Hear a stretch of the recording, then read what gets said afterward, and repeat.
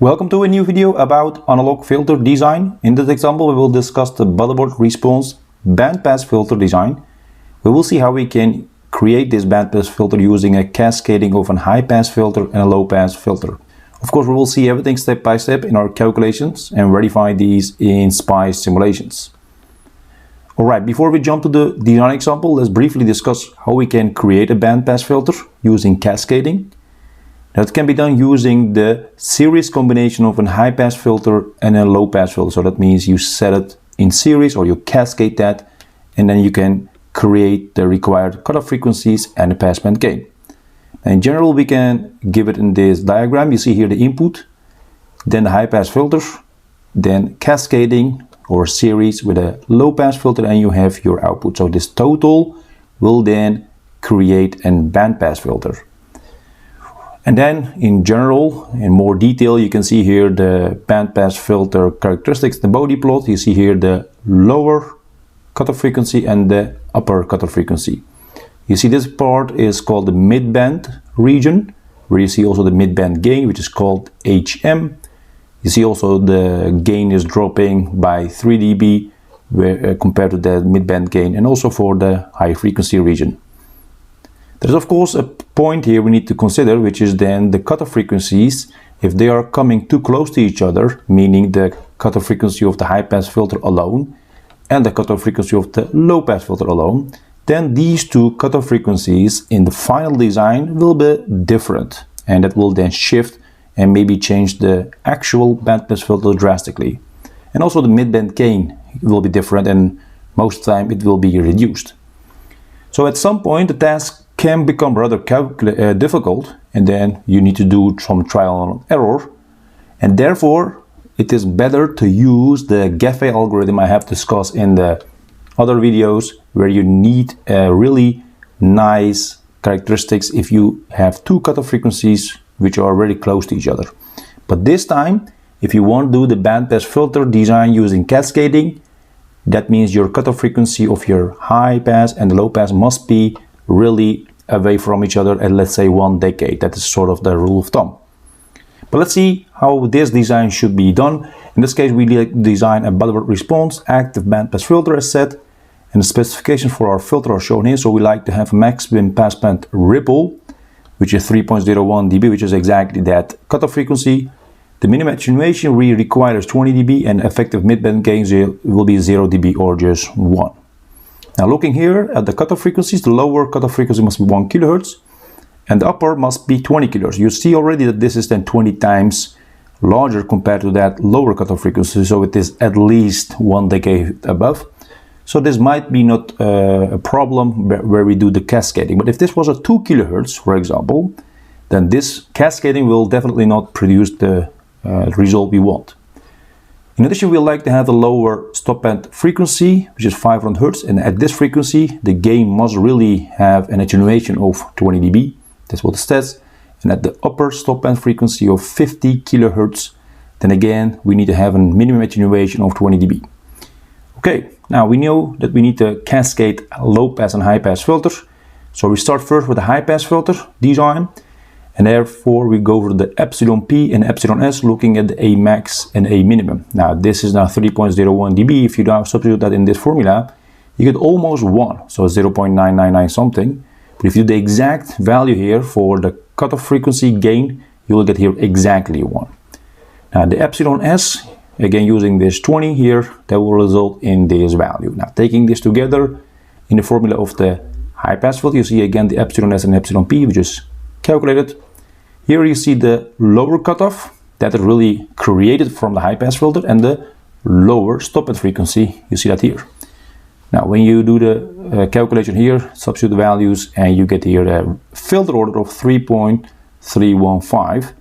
Of course we need to go to the integer, so that means we take n is 4, and this is the n of the high pass filter stage. Okay. Now the circuit realization for this design, and assuming also the midband gain should be 0 dB, we can use the Sallen-Key filters having a unity gain feedback. So 2-pole Sallen-Key, another 2-pole Sallen-Key will create 4th order filter, because that's what we need. So we need the 2 stages in cascade.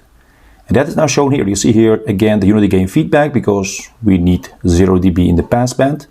You see here the 4 resistors and 4 capacitors.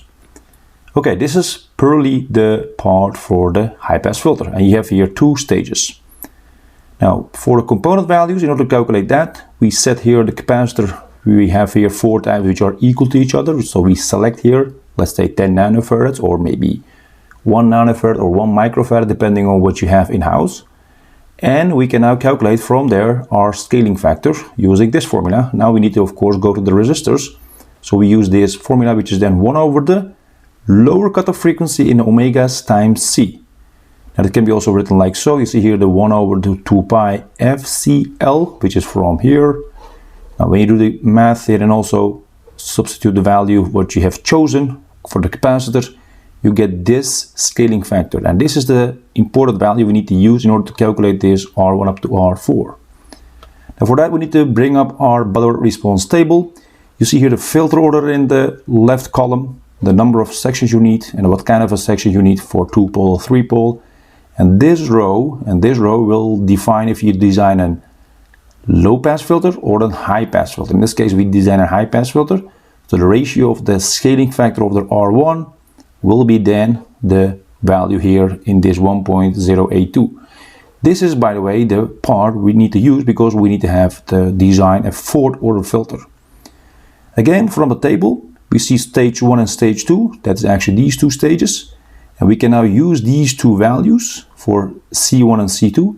And for the next C1 and the R1 and R2, and for the next R1 and R2, which is then R3 and R4, we'll use these 2 values. So let me write it down in more detail. You see here the R1 is equal to R over 1.082. That is really from this R over R1 is equal to this number. So if you rewrite this, you get this value. Similarly for the next one, using this expression for R2. Now when you now substitute this scaling factor R and the parameter from the table, you get this value for the first R1 and then for the R2 in a similar form this value. Now R3 is using this parameter scaling factor, and then the next one is about the 0.3825, and then we can calculate R3 and R4 also.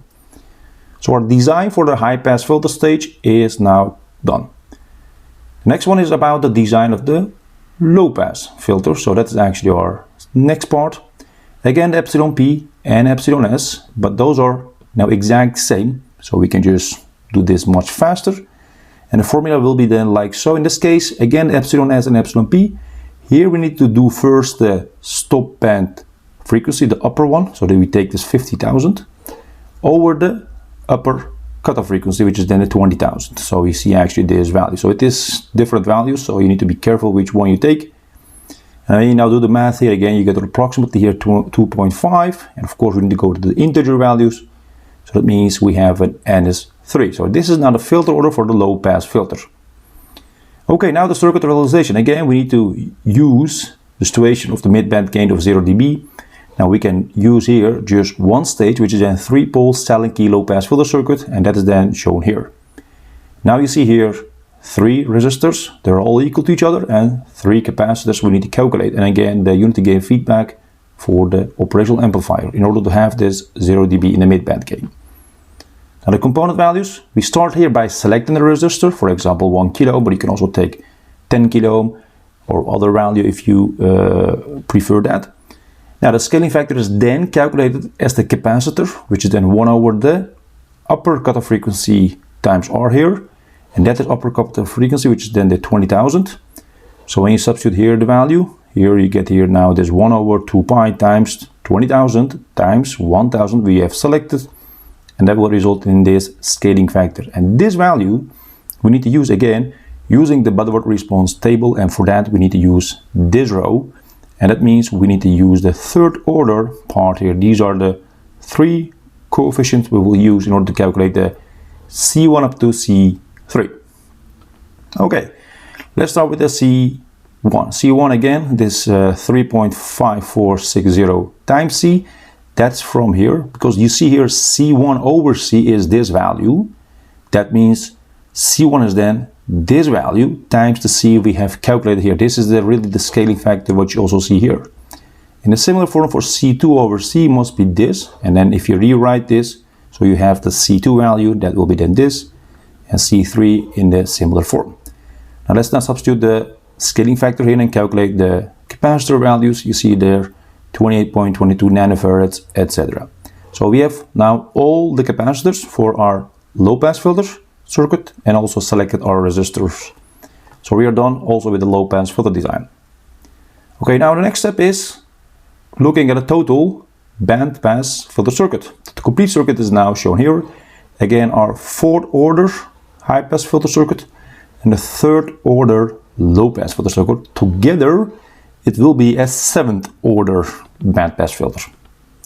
And these are the values we have calculated, so in summary. And now you see here the simulation circuit. This is now the circuit in the T0TI Spice. You see the input and all the way there the output where we measure, and 3 operational amplifiers and the components here. Okay, let's now go to the stage 1. This is now the stage 2, by the way, and we have now here the complete circuit. Let's now go to the simulation results for the Bode plot. You see here the gain for this design. This is the frequency in the log scale, this is the gain. Now this is also the circuit we have designed, and you see here in the passband region the gain is almost minus 762 micro dB or minus 0.76 milli dB, which is close to 0 dB, which is not exactly 0 but very close. Again, because we do cascading, you will always get some attenuation, so we will not exactly get the 0 dB, but it is fairly close, so we can say this is perfectly fine for most practical purposes. The left or the lower cutoff frequency here is at 1 kHz. You see also the gain is dropping from approximately 0 dB to this minus 3.01 dB, so this is exactly as we wanted. The upper cutoff frequency is 20 kHz, again as we wanted, because that was a specification. The lower stop band frequency, 500 Hz, if I look at that, the gain is here minus 24.09 dB, which is lower than what we wanted. So it's actually, this is the minimum attenuation, so you get more attenuation, so this is also perfect. And now at the upper stop band frequency of 50 kHz, I see here minus 23.9 dB approximately. Again, much larger than the minimum required attenuation for this design. So we can say all the specifications are met, so we have designed our circuit according to the specifications. Alright, this was our example considering the Butterworth response active bandpass filter using the cascading of a high pass filter and a low pass filter. We have used the Sallen-Key filter circuits and the Butterworth response table to calculate the components. If you have any questions, please let me know and I will try to answer them as soon as possible. Don't forget to like and share these videos so that we can reach more people for these interesting topics. Thanks for your cooperation and see you next time in another video.